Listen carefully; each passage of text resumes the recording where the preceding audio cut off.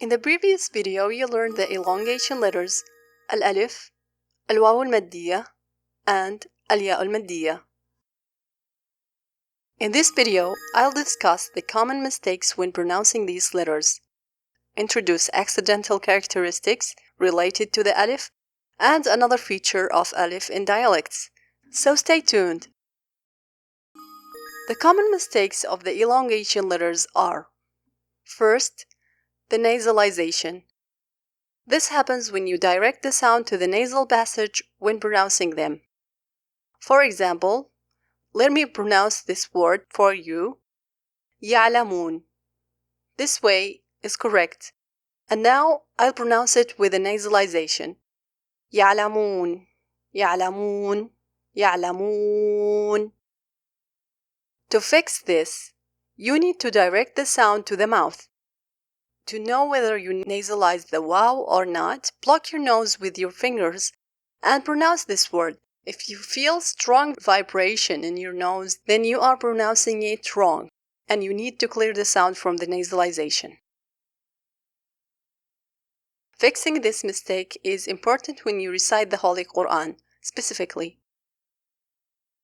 The second common mistake is when pronouncing the waw al-maddiya, some people purse their lips tightly, which results in a blocked sound, like this, Mahmoud, Mahmoud, while the correct way is Mahmoud, effortlessly. The third mistake is related to accidental characteristics called التفخيم and الترقيق. The alif has these characteristics, but the other two letters don't. So the common mistake is pronouncing the waw and ya with these characteristics. Accidental characteristics.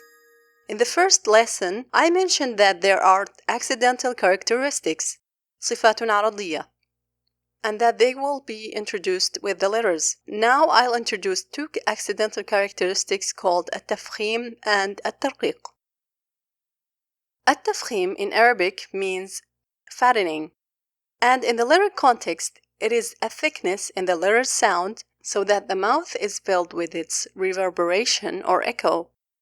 To make the characteristic of fattening, you need to elevate the posterior tongue to the roof of the mouth, the soft palate, creating more space between the roof of the mouth and the bottom of the mouth, and focusing the pressure of the letter to the roof of the mouth.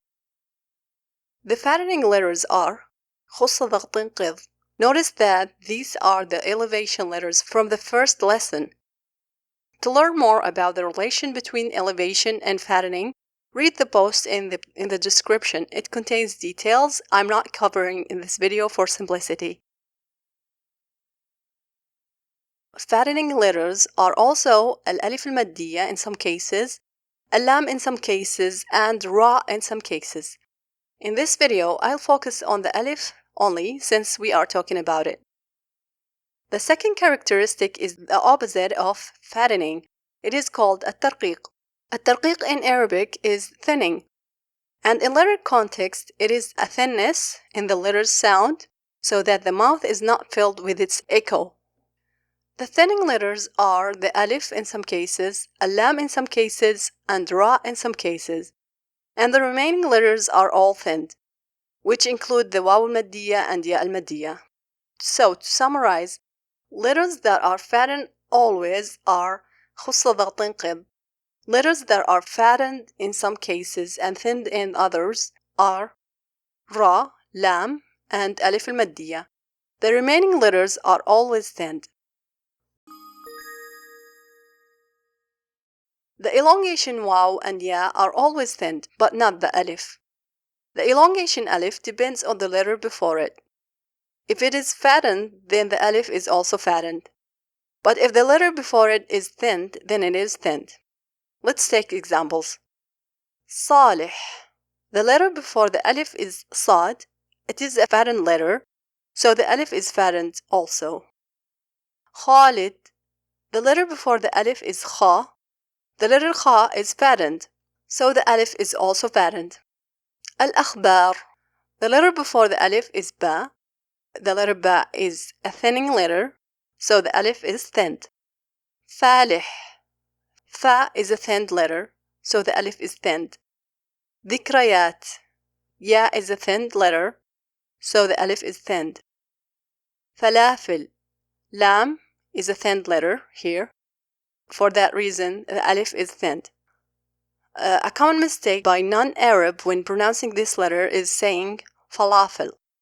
They are fattening all the letters of the word, while all these letters are thinned. Falafel, not falafel. To fix these mistakes, you need to know which letter needs to be fattened and which need to be thinned. To make sure you thin a letter, lower your tongue. If you raise your tongue, the letter will be fattened, so practice.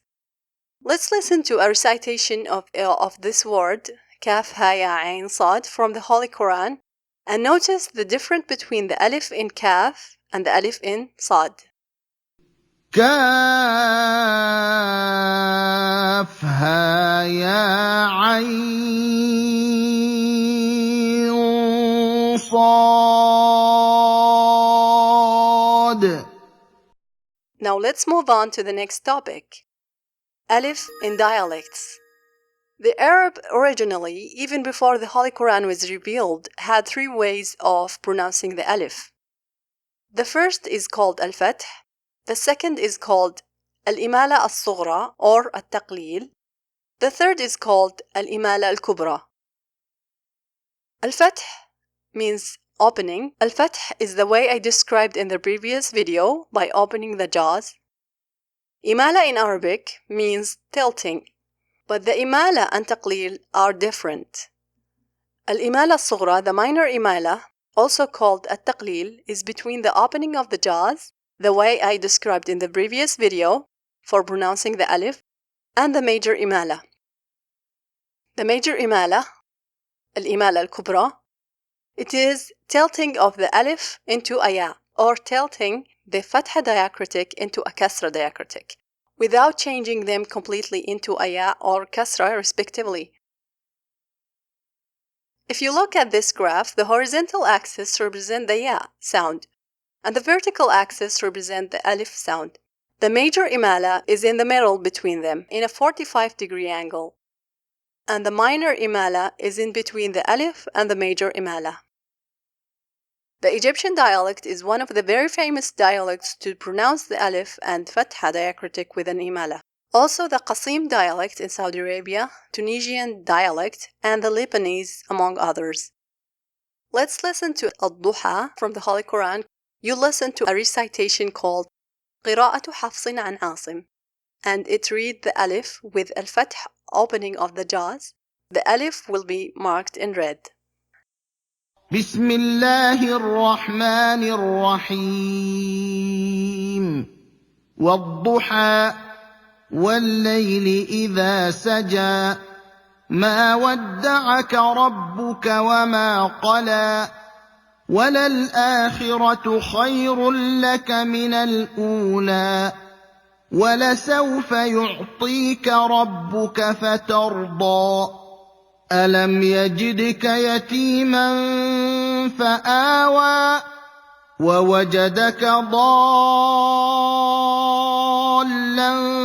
فهدى ووجدك عائلا فأغنى. Now let's listen to the same verse with a minor imala.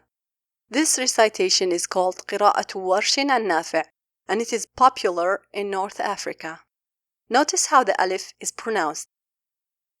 بسم الله الرحمن الرحيم والضحى والليل إذا سجى ما ودعك ربك وما قلى وللآخرة خير لك من الأولى ولسوف يعطيك ربك فترضى ألم يجدك يتيما فآوى ووجدك ضالا